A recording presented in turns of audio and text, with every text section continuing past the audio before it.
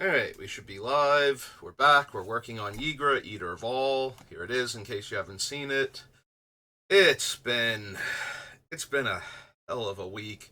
Um had a kidney stone last Saturday, so that was bad. I also had dental work done like the day before the stone decided to get into my system and start stabbing me. And then earlier this week, the tooth really started bothering me, like Friday night, and I went into my dentist and they're like, well, there's nothing actually wrong with it, so if it's really still bothering you, you're gonna need a root canal. Like, there's nothing wrong with the filling or anything, there's no infection. And it's like, oh, that's terrific. So it's kind of chilled out, and I really don't want a root canal right now, but I'm probably still gonna need one at some point in the near future because I don't know what set it off, and I don't know what will set it off again because of that. So it's been it's been a brutal week. So all of that happened within like 7 days. Like had the dental work done, had a kidney stone, had the dental work act up, found out I'm probably gonna need a root canal, and now it's a week later. Uh, yeah, yeah, not a happy camper. So we'll get back to working on Ygra, but I have not been even kind of thinking about it for the past few days because there's been a whole lot else on my mind, and I'm not even 100% sure where we are with Ygra right now. So we're at 141 spells out of the 60 that we want to have, including Ygra, and then 40 lands. So need to figure that out. We need to cut about 80 cards. Seems fine. Cutting one card. So hang on, 80 and we need 60. So we cut one card for every card we're keeping. And then we have to cut another card for every 3 cards we're keeping, and that will get us there, roughly. I can't math. I have a math fail emote for a reason. This has not been the week for math. So, alright, let's just see what we still have. Oh, most definitely keeping Demonic Tutor and Soul Ring. It's very hard to get either of those cards out of my deck. And, Demonic Tutor, it's a lot easier to cut if you're not in black, but once you are, it's nearly impossible for me to get it out of the deck. At that point, I want the deck to be less consistent. Like, I actively want the deck to be less consistent if I'm cutting Demonic Tutor. So, Nature's Lore, Necropotence, Grim Feast, which does well with the whole we gain life, opponents lose life aspects of a bunch of our cards, so probably still need to keep that. Rampant Growth, Seeds of Innocence. Like, there is a world I could see where I cut Seeds of Innocence if we had one more green Shatterstorm effect. But it would need to be Shatterstorm, not like the artifacts and enchantments get killed. Not a Purify, we need a Shatterstorm. That way it's leaving all my cool enchantments in play. Because the only thing we can really do to punish is the Tainted Remedy from, like, Origins or something. Pretty sure it's Origins. In order to punish the opponents for gaining all of this life. We still have a bunch of other ways that we're benefiting from it, including us gaining life and therefore getting to deal a bunch of damage to somebody. We might even, depending on the casting cost of our cards that we lose, might be able to net lose them life for this happening, while still killing somebody else with Ygra. Since the shields are down, it doesn't matter if they gained like 100 life if Ygra's got over 21 power. Well, 21 or more power. Which Ygra can definitely do in a multiplayer game where every creature suddenly just died except Ygra. Vamp Tutor, same thing as Demonic. Brave Pact, Survival, Wood Elves. Ranger, Pattern. We might still be able to cut Black Market. The deck is relatively mana hungry, though. Like, we'll have stuff to do with the mana that we get off of Black Market, so I don't know that I want to cut it. Diabolic Intent is just Demonic Tutor that grows Ygra first. It's not, because losing a creature is a very real cost, but excuse me. At the same time, we have plenty of sacrifice fodder, and it's another Demonic Tutor at that point. Pernicious Deed. Hypnotist is one of our better, like, no mana sack outlets, because we can just strip more control-y players of their hands and get to a point where if they're trying to hold back because they want to have creatures post Wrath to block Ygra, then this is a good way to take away their cards, stop that from happening, which encourages them to deploy to the table, which, you know, in turn allows us to kill all of their stuff anyway, hopefully. Dawn of the Dead. Incredible value in this deck. Oversold Cemetery is too, but I don't know. We have the Dawn. Cemetery actually requires us paying the cost, but then once we've redeployed the creature, it just stays there. We don't have to sacrifice it.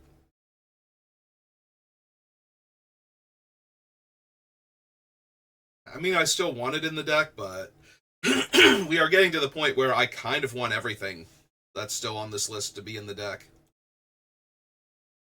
Like, everything is just either a utility card that we need, because we need the effect, or it's a on-point thing that we're doing with the deck, and I kind of want to have access to it. And there's only so much we're going to be able to do with that before we have to just go, no, we just need to start cutting these cards. Like, we can't run all of them, so.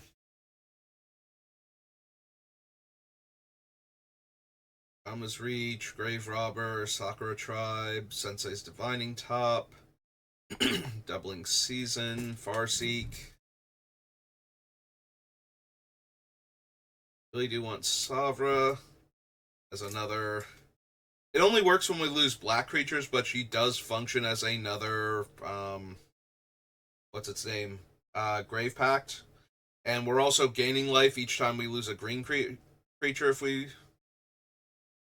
Oh yeah, no, it's not even. We don't even have to pay anything. We just gain 2 life whenever we lose a green creature, which is then triggering our other stuff. So yeah, kind of hard not to run Savra. She doesn't work well with the Pentavis that we have up here, but we don't have a ton of colorless creatures anymore.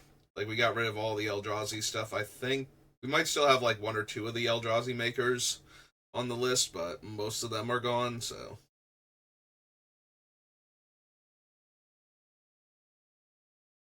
Kind of need Damnation. Imp's Mischief is fine. I might wind up cutting it because I usually wind up cutting Imp's Mischief. It's one of those cards that's good, but not amazing. One of the problems with it is if I kill all creatures in order to try and set up Ygra murdering our opponents, and they try and kill Ygra and try and kill Ygra after everything else is dead, there's no valid target to change away from Ygra unless it's, you know, an Anguished Unmaking or something. Like, something where there might still be an enchantment or something that they can hit besides Ygra. Now, if they try and kill Ygra in response because they don't want me to have a giant Ygra, then I can Imp's Mischief the thing away to one of the other creatures that's dying anyway. But that seems less likely to happen, honestly. I think most players, unless they're very worried about some sort of fling type effect, where I can just sacrifice Ygra and deal all of the damage, I don't think I have to worry about. Or I don't think I'm going to get into a position, rather, where I'm going to be able to save Ygra with Imp's Mischief after everything dies.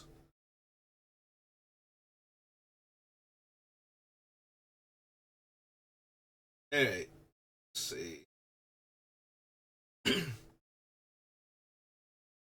Mana Ramp.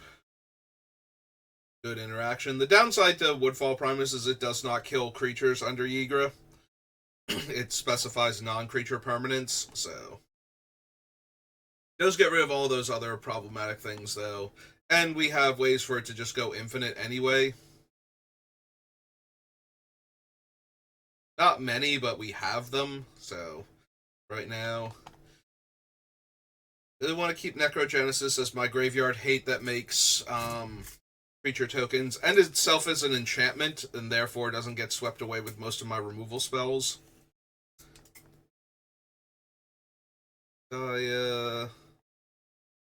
Awakening Zone.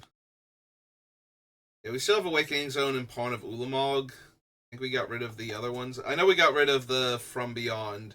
I forget if Skull Sifter finally got cut or not. It is possible we lose the pawn.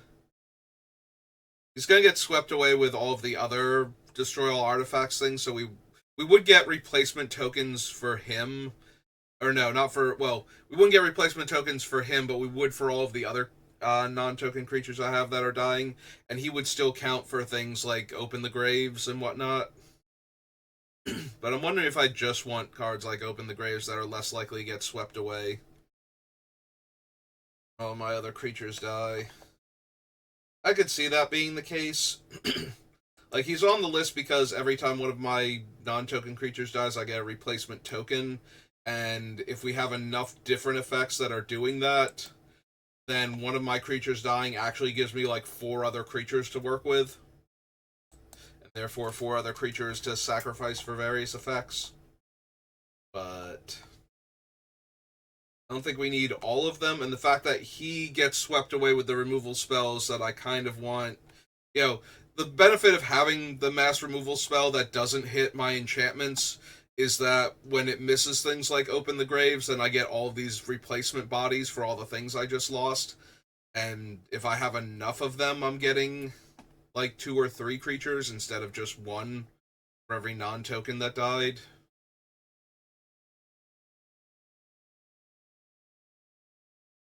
Exsanguinate needs to stay. Viridian Revel is staying. Creeping Corrosion. Fangren Marauder. East Within. I keep saying Reaper can go, so maybe it is going to go. It's certainly fine in the deck.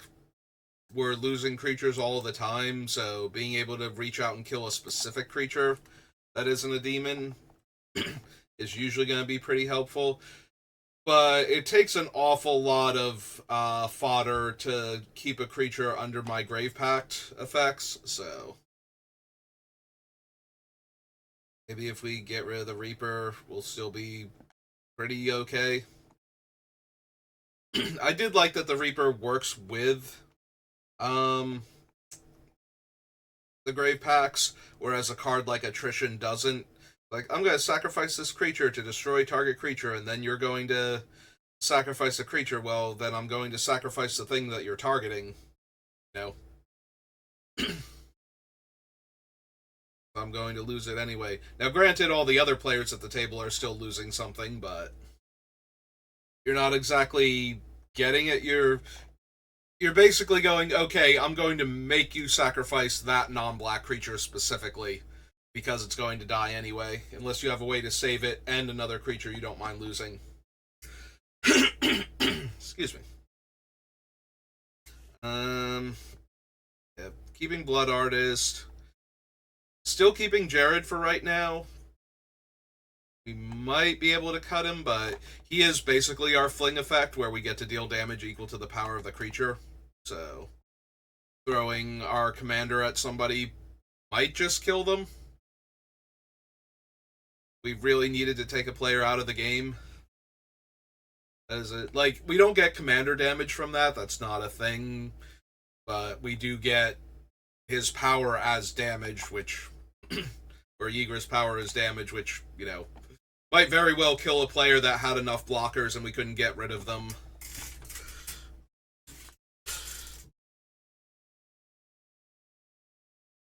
Burnished Heart, Dictate Erebos. I could still see cutting Burnished Heart. It's a lot more expensive than some of our other ramping spells, but it's also 2 lands and it grows Ygra.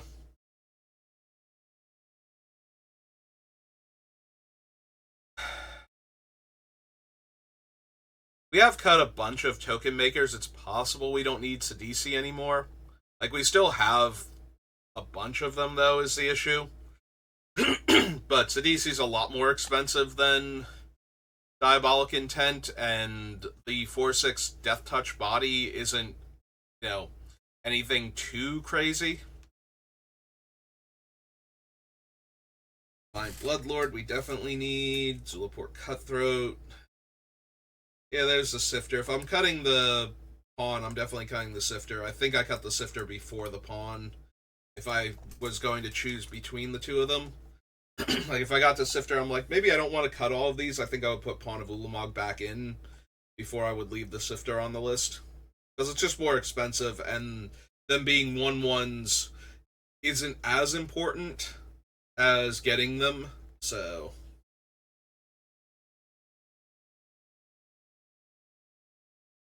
Definitely keep Razaketh. Sworn Vampire, Pitiless Plunderer, Ravenous Chupacabra are all fine. I don't need. I'm sorry. We're not cutting Assassin's Trophy. It's not that we don't need it; it's that I'm not cutting it. Um, we gain way too much life for Bolus's Citadel to not be in the deck. Also, as always, I have Sensei's top, so casualties. War definitely staying. Karn should stay. Liliana can stay. I can see cutting Liliana, but at the same time, I get to draw so many cards from her if she just for her being in play with how our deck works, and she's making fodder while upticking.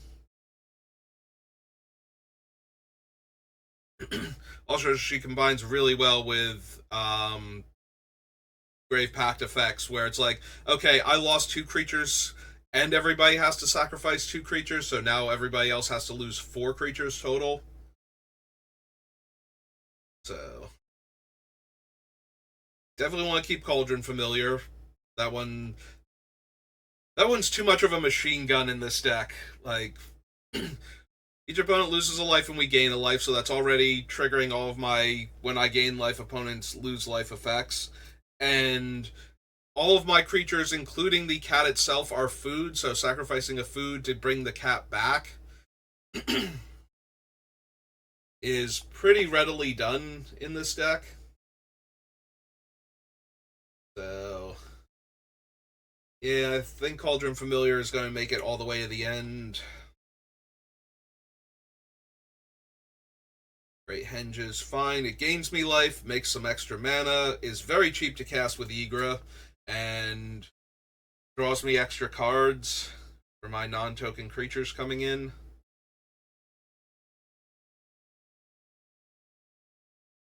A Trail of Crumbs is probably too good. Most of the things I care about in this deck are permanents. Like, yes, I do need my removal spells that aren't permanent sometimes, but for the most part, getting to look at 2 cards and getting to put a permanent into my hand is as good as drawing the better of the top 2 cards of my deck in this deck. So,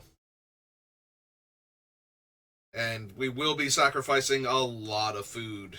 So, plus if I have top, I'll know if I need to um not pay so that I can draw something like Assassin's Trophy or Casualties of War or something. I might also know with Bolus's Citadel, depending, but we'll have to see at that point. Like, at least I'll know one of the cards. Although, if I really wanted one of, like, a removal spell like that, then I'd know it was on top and could just pay life to cast it, so. It's kind of weird that we got into that position with Citadel in play where where I want to spend the mana on it rather than the life, and therefore don't want to use Trail of Crumbs.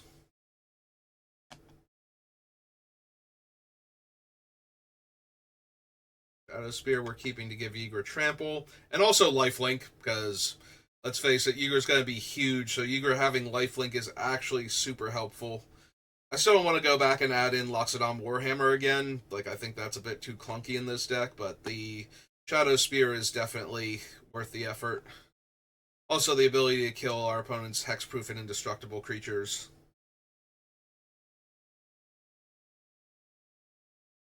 Bastion we're keeping. Old Gods is a card I want in the deck because it's a ramp spell and a removal spell. I need both. We're making opponents sacrifice things. Tegrid's too good.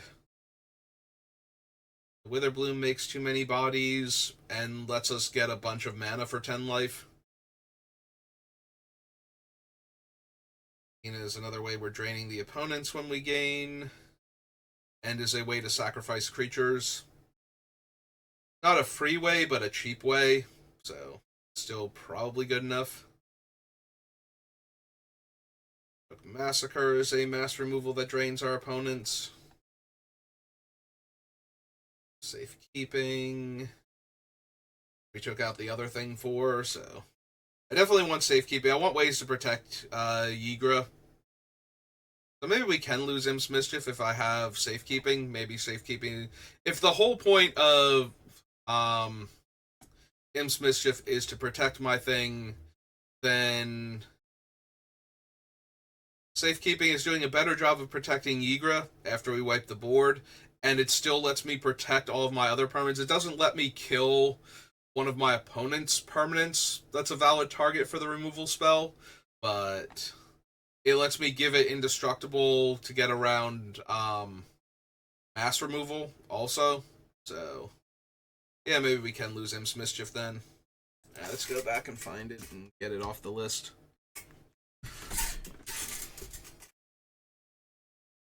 Alright, so we cut Imps Mischief. Get back down to Neon Dynasty. Sheoldred's staying. Fade from History.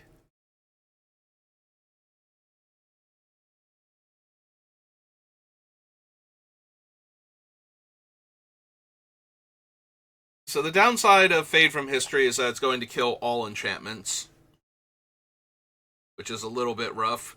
The upside to Fade from History is that sometimes we really do need to kill all enchantments also. And the 2/2 bear is hilarious with Ygra, but I can see cutting Fade from History. We do still have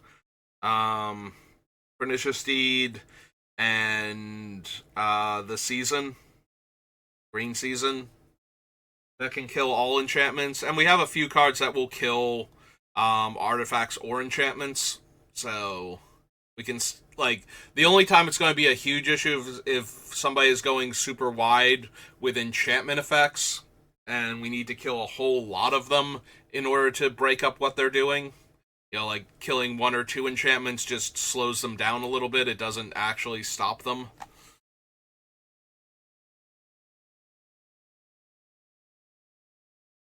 Okay, we'll leave the Fade for now, but I can see cutting it.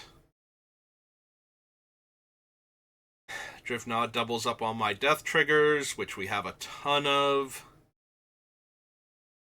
Issa is a living disenchant, a way to make bodies, and if we cast her for her full casting cost, we also get a decent overrun effect, which can possibly let Ygra push for lethal.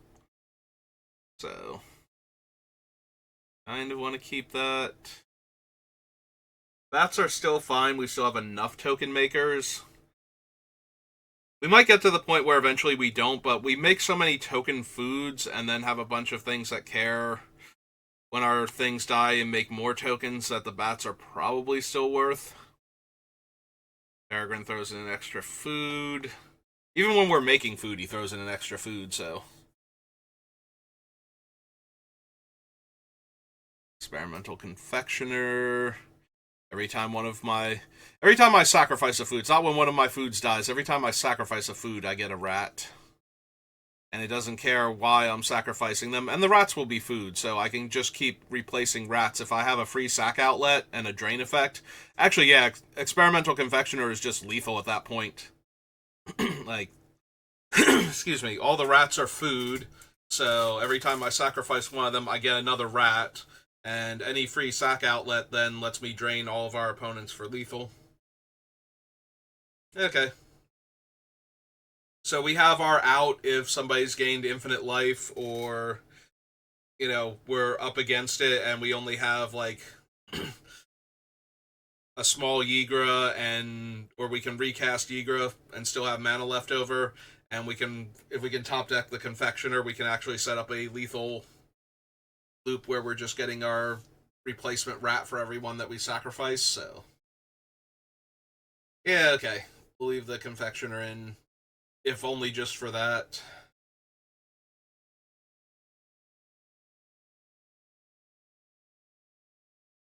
I like the idea of all of my creatures being mana dorks, but I don't know that Sweet's Revenge is good enough. The deck is fairly mana hungry, though. There's a part of me that keeps going, well, you know what would solve your mana issues? Ashnod's Altar. Karklan Ironworks. Maybe a little Phyrexian Altar. All of your creatures are going to be artifact foods. That gives you 3 different ways to turn them into mana.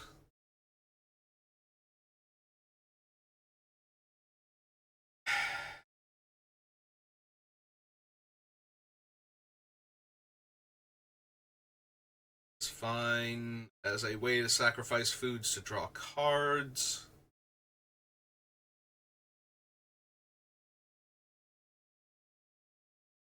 And we got rid of the Savvy Hunter, kept Peregrine because he's going to make foods anyway, so we'll have more foods, and he doesn't have to get into combat to do it. um, but I do prefer things like Greta where it's cheaper and we're only losing 1 food. The problem is that Savvy Hunter was no mana investment and 1 less food to draw a card, so it's kind of in the middle of both of them. See, Cutting Knife, Sweet's Revenge. Forget if we cut what's her name, the druid from Baldur's Gate. Have to see. Stash Skeletons is kind of like the reverse of Diabolic Intent. Instead of I need a creature in order to get my demonic tutor, it's I need to sacrifice this creature in order to get my demonic tutor. So then wait like a turn cycle.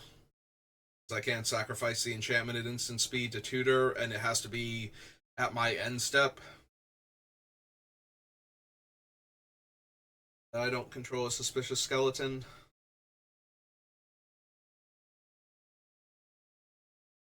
Main Reaper is just another way to drain opponents for creatures dying. Forsaken Miner is the best reanimate, like self-reanimating creature in our deck if we have one of the deals a point of damage to target opponent and I gain a life when a creature dies. Or when I gain life, target opponent loses that much life. Like, as long as we have one of them going, he's way cheaper to bring back than any of the other ones. So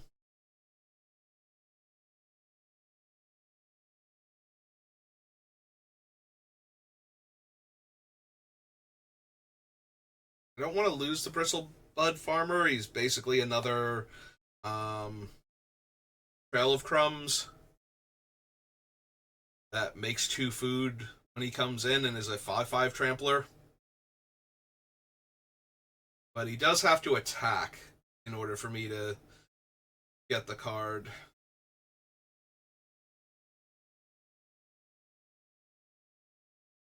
I guess it's possible we wind up cutting him. Um,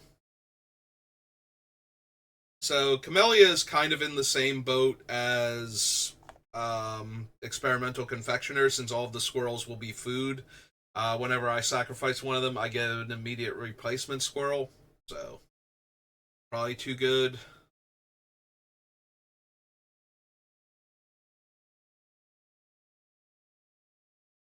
Heaped Harvest is just it's a grab 2 lands card that is a food, and therefore can be fed to my other things, and I would still get the extra land out of it. So sometimes it's going to be 3 mana to get the 2 lands, and I get added benefits out of it. And worst case scenario, it's 5 mana instead of 4 to get 2 lands. It's a more expensive cultivate at the end of the day a lot of the time, but it's fulfilling other roles in the deck. So, and I still think it merits that. Like every time we get to Heaped Harvest, it's like, okay, it's more expensive, but it's also a food, and therefore on point with everything else the deck is doing.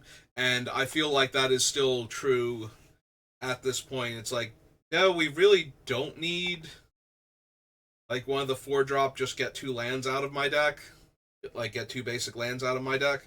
I do think I'm better off with Heaped Harvest. I think it plays better in this deck. Visit, Sanguine Bond, Cultivate, Reassembling Skeleton, Viscera Seer, Swiftfoot Boots, Trading Post. Almost said Trading Food for some reason. Too much food on the brain. Hangerback Walker, Tainted Remedy, Open the Graves. Still running Talons as the most resilient way to give Ygra Trample. Not the most mana efficient, not the flashiest way to give Ygra Trample, but definitely one of the hardest to just get rid of. Like, needs to be exiled when I can't regrow it from the graveyard or while it's in play. Silver Smoke Ghoul. The fact that it comes back for free at the end of my turn if I gain 3 life, and eating any food gains me 3 life, just makes me feel like I should not cut this. It's a little slow and clunky as a card draw engine and as a creature that keeps coming back, but the fact that I will just get to bring this back a lot of the time for free, like straight up for free sometimes. Like sometimes I'm just going to be sacrificing things which will trigger my opponents lose life and I gain life, and I will gain 3 life over the course of the turn with him and 2 other creatures dying, and I'll just get the ghoul back anyway without necessarily having sacked him to draw cards.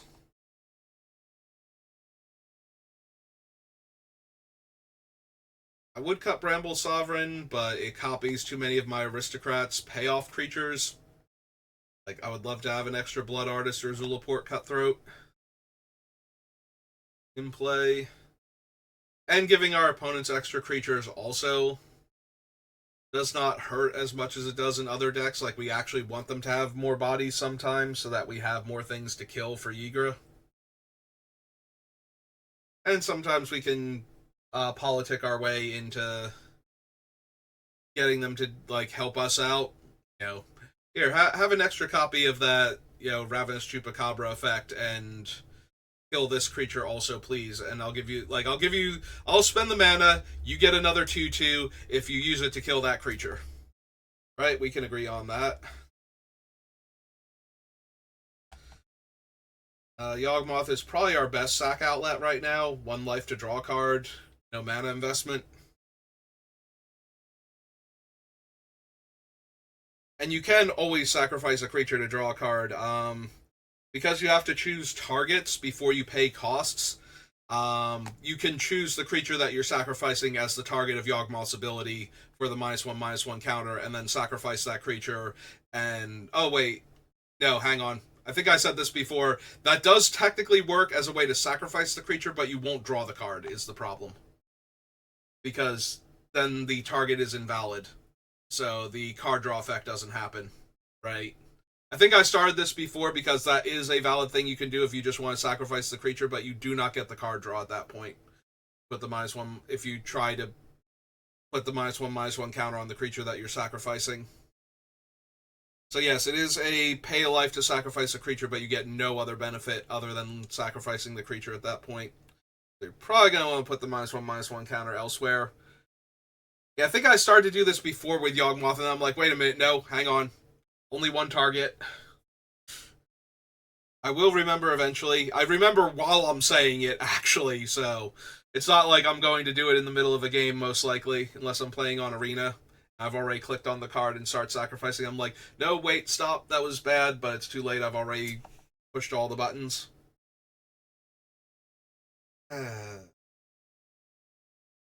Make too many tokens for manufactor not to be good.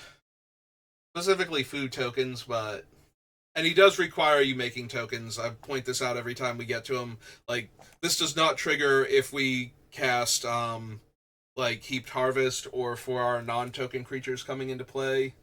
It also does not work with our token creatures since we're not creating a food, we're creating a creature, and then while it's on the battle food. While it's on the battlefield, it counts as a food, but it wasn't created. It wasn't a food being created, so Batterfang for the same reason as Peregrine took. I mean, he's not making extra food, but he is making extra bodies, which become food, therefore count.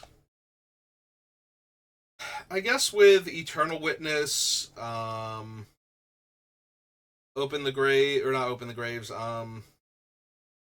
Oversold Cemetery, and Dawn of the Dead.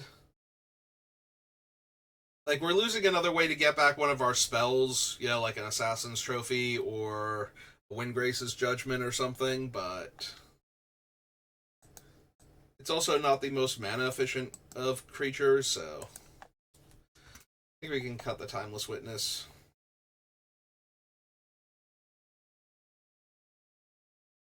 We want to keep the Nantuko. Propagator Drone is fine for right now. Propagator Drone is weird in that all of a sudden all of the tokens are actually a dire threat because they're going to be like 2/2s or better. Because I'm put like a 2 or 3 power creature into play and it grew all of them. But we did get rid of the Jade Mage, so I don't know that the Propagator Drone. I think we got rid of the Jade Mage, right? Did I go past it? I feel like I had it on the list for forever, and then I finally decided, no, I don't think it's actually good enough. Yeah, it should be around here somewhere, and it's not. So we did get rid of that. So we might still get rid of Propagator Drone too.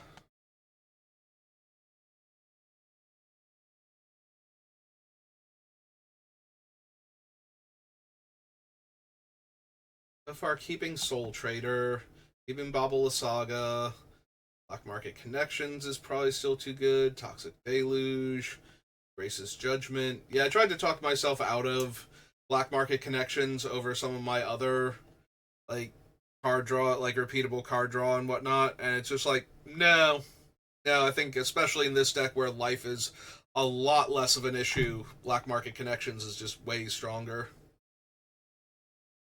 Want to keep Guillaume.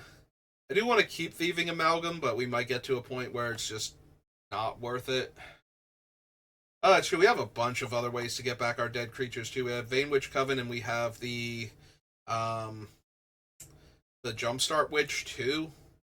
So maybe we can lose Oversold Cemetery just because it requires us to maintain 4 creatures in our graveyard, which its commander, somebody's got to have graveyard hate. Like, I never build a deck that doesn't have a way to interact with the graveyard. Just because of, you know, endless loops of things, you need to be able to break that up, and the most common way to loop something is to have it go to the graveyard and come back. The next most common way is to have it be temporarily exiled, but that's usually not anything you can do for free. So, with sack outlets and ways to get back creatures, sometimes it's not actually costing any mana or you're even netting mana to have a creature die and come back, so. Or, you know, just buying back your spell every single turn, especially if it's a time walk effect. You really need some amount of graveyard hate in every commander deck, I think.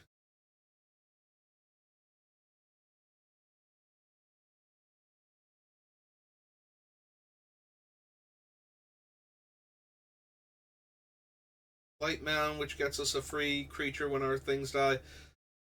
Yeah, should we have pest infestation too? Maybe we do lose the fade into history or whatever it's called, because we have enough other ways to kill artifacts and enchant. Well, we have enough other ways to kill enchantments is the big thing. Like that's the whole reason why fade is still on the list, is because sometimes we need to kill a lot of enchantments.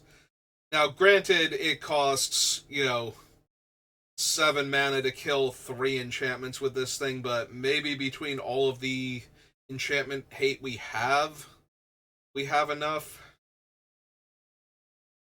Plus, we still have the season and the pernicious deed. It's not like we don't have ways to kill enchantments en masse if we needed to.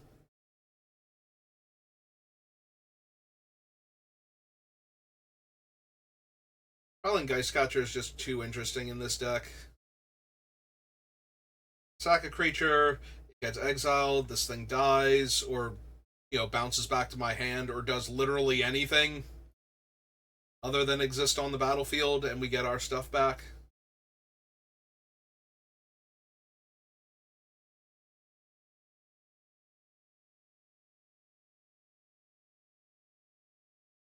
Myriad exiles, right? We came to that conclusion.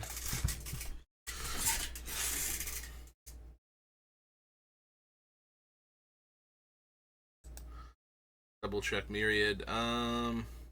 Exile the tokens at end of combat, so we would need to be able to sacrifice them at instant speed for relatively no mana, most likely, because they're all going to be tapped and attacking, so they don't have haste even if we could untap them, and it requires a mana investment in tapping them to eat them, so but it wouldn't take much. It takes any of our ways to sacrifice a creature. So Viscera Seer would work, Warren Soul Trader, since ideally in these scenarios we're gaining life for our creatures dying, so it doesn't matter that we're paying life to sacrifice them to make treasure. Yeah, it's probably still too good. Like, we might be able to lose the other Cybermen, like the one that punishes blocking. Like, that one might not actually be good enough. But I don't think we can lose the squad. This thing is still fine. Like, all of my creatures make our opponents lose 3 life to block them. Means that even the smallest ones, like, they're already losing life and we're gaining life by having them die in combat. It might get to the point where it's better for them to just take hits from large numbers of small creatures with a Cyberman patrol out, but I don't think it's needed, and we do need cuts, so. But yeah, I think the squadron is just way too strong if we have anything else going on where we can sacrifice the creature for value. There's Witch of the Moors. Okay, let's get rid of Oversold Cemetery too.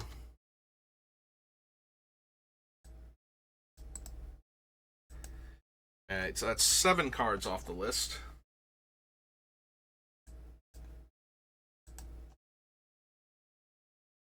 On 54. Alright, clear all that off.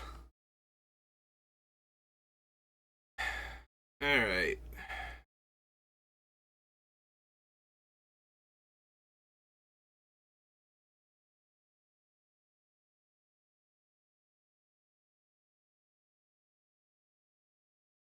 Yeah, I'm starting to think Fade can also go. So we cut that, we pop back up here, knock the Fade off the list. 3. Alright.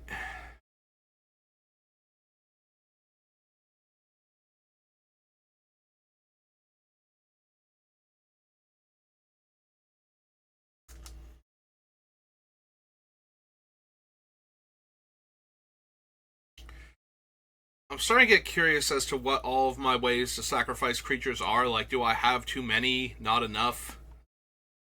Do I need every single one of them that I currently have on the list?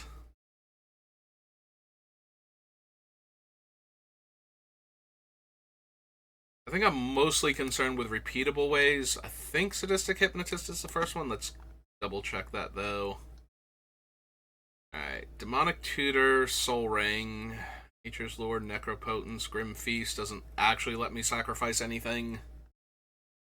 Brave Pact, Survival is discarding them. Pattern requires it to die. Diabolic Intent is a one-shot, so yeah. First way I have to actually just keep sacrificing creatures is the Hypnotist.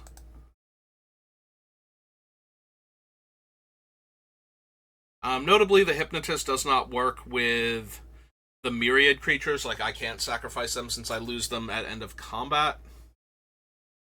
And Sadistic Hypnotist is as a sorcery, as opposed to just being on my turn.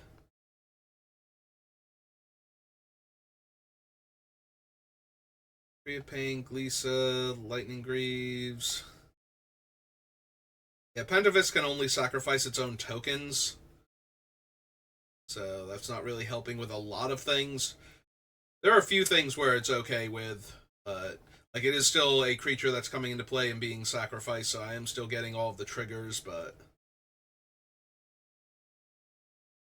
it's not a way to just keep sacrificing creatures. Savra pays me off for doing it, but doesn't actually have a built-in sacrifice effect herself.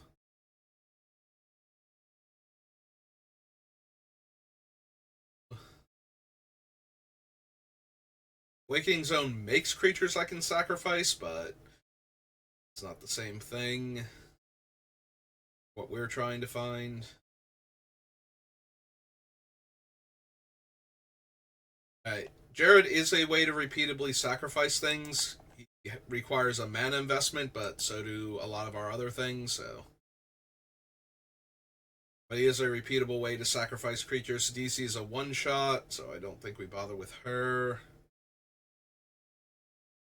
Convention, Manglehorn. Razaketh is a repeated way to sacrifice creatures, so he's very expensive to cast, but once we have him down, we will be sacrificing multiple creatures, most likely, in order to tutor up a bunch of cards.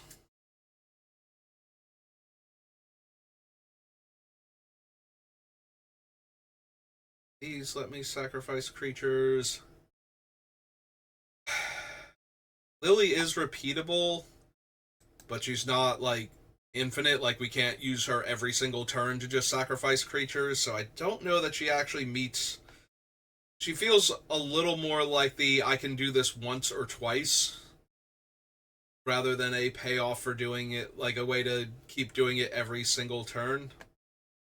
Cauldron Familiar does actually work because it comes back.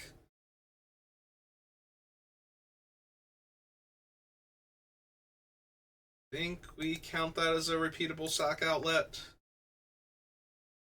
It needs other repeatable sack outlets to be repeatable on the turn, since I can't just eat the cat, since it'll have summoning sickness when it comes back. But I can sacrifice it every turn, like every turn cycle, and get it back every turn cycle. So it's somewhat repeatable. It is a stretch, but I feel like it's less of a stretch than it is to, like, try and put Lily on when I can only do that twice. I think I can do that twice with how her loyalty's set up, and then she's just off the board entirely. If I don't take turns off to pump her or to gain her loyalty first. Let's see. Other things are sack outlets. Old Gods. Sacred, no. Witherbloom, no. Dina is a repeatable sacrifice outlet, and that's one of the reasons why she's in the deck. Massacre, Safekeeping, Apocalypse, Drivnod, no. Nisa, no. None of the Lord of the Rings cards actually let me sacrifice stuff. Vector pays me off, but doesn't. Greta is a sack outlet. Poisoner, no. Sweet's Revenge, no. Cottage, no. No. He is repeatable in that you can keep using him every turn that he can attack. He's not great for some of the things I want to sacrifice for, though. I guess we add him to the list, though, because he's in here to sacrifice foods to get me more cards.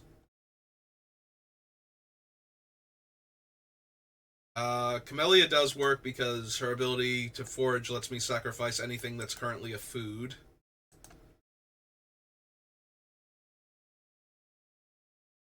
Fountain Port is a repeatable way to sacrifice things. Harvest, no. Season of Gathering. I mean, our commander is, but our commander's staying on the list regardless, so I don't think we have to put... Like, Ygra gives every creature in play a way to sacrifice itself.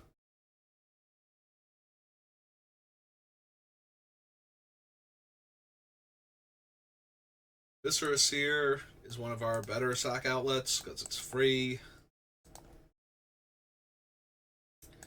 Trading Post lets us sacrifice creatures or artifacts for value, so...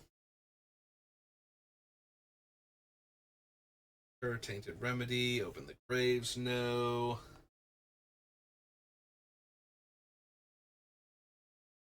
Silver Smoke Ghoul only lets it sacrifice itself, so I don't think that really counts. Even though it is a way to keep sacrificing something every turn. That would go more in the same category as the Forsaken Miner and the Oathsworn Vampire, where it's a constantly recurring threat. Yawgmoth is definitely in here to sacrifice things. 12 now. So Charifang lets me sacrifice squirrels specifically, so I don't know that that's quite good enough. Propagator Drone makes things that sacrifice, and we didn't bother with the other things that do that. Warren Soul Trader definitely makes it, though.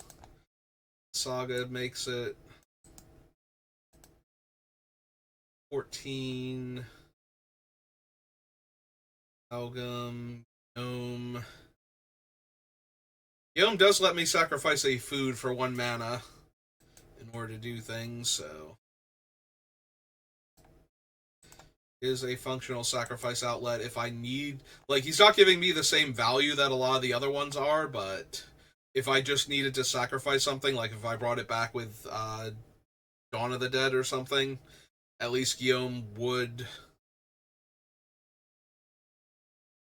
allow me to sacrifice the thing. It's that.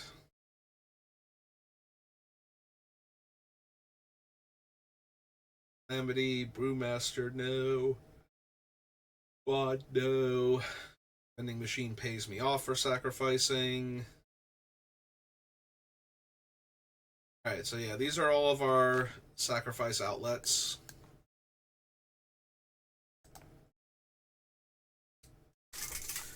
Okay.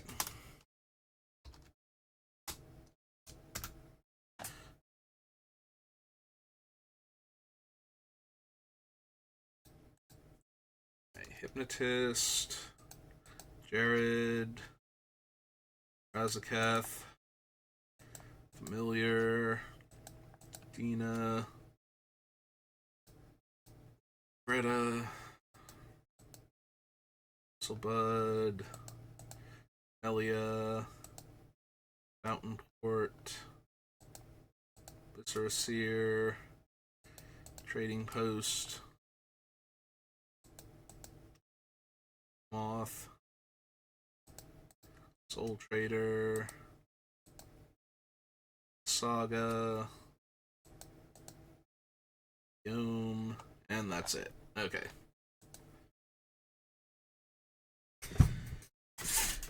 Alright, so out of all of these, which ones are terrible at their job? Hypnotist is sorcery speed, so that does interfere with specifically the 2 cards with Myriad, but nothing else. Um, Jared lets me do a lot of damage with my larger sacrifice creatures, and some minor damage with the little ones too, but he does require a mana investment. Razaketh requires no mana but has a huge casting cost. So he's more of a payoff that lets me just sacrifice things once he's in play, and possibly tutor up relevant stuff that I can use to win the game at that point. Cauldron Familiar is the worst at letting me have a sacrifice outlet that's reusable, but gets itself back very readily and triggers all of my life gain synergy. So Cauldron Familiar goes better with other sacrifice outlets than it is as a sacrifice outlet itself. But it's probably still worth it for how it interacts with the deck, so I'm starting to think that Bristlebud Farmer is just gonna go. I do like him, and I think this is a good, like, the deck is a good fit for him, but I think we needed to go more food matters, less life gain matters if we were going to use him. And while food still does matter, it's not the be all end all of this deck. It's more about gaining life and making opponents lose life. The fact that we can use the food to gain the life and that we have everything as food anyway. And it was very tempting to still run him, but I think he can go at this point. Camellia's way too good.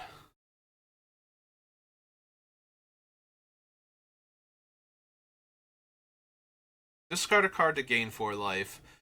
Pay a life to make a goat. Sack a creature to get back one of my dead artifacts, or sacrifice an artifact to draw a card. And it taps to do this. Maybe Trading Post isn't strong enough anymore. We cut a bunch of the artifacts that we were running that would let us do cool things like mirror works and whatnot.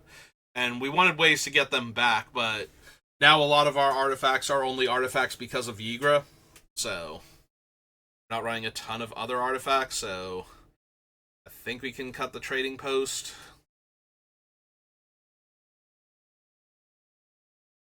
Yeah, I think we definitely cut those two. We probably need to cut like 1 or 2 more cards down here, honestly, but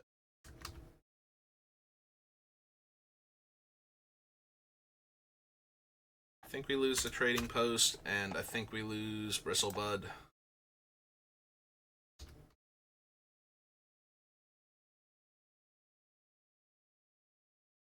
Eyes on the list twice. Okay.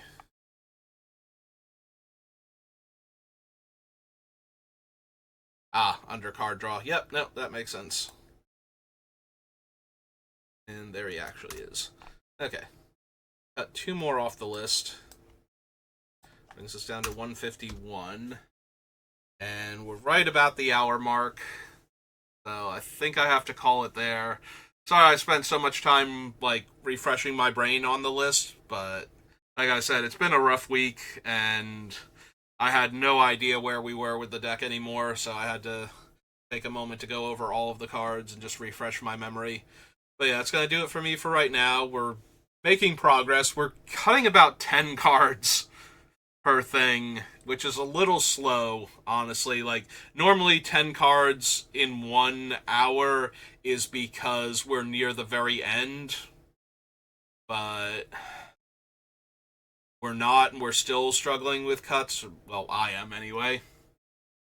Won't drag you into my indecisiveness, but we have a lot of cards that are really fun and interesting that I want to try out with Ygra, so it's going to come down to, do I just have to cut a whole bunch of cards that fall into this specific category and just focus on other things?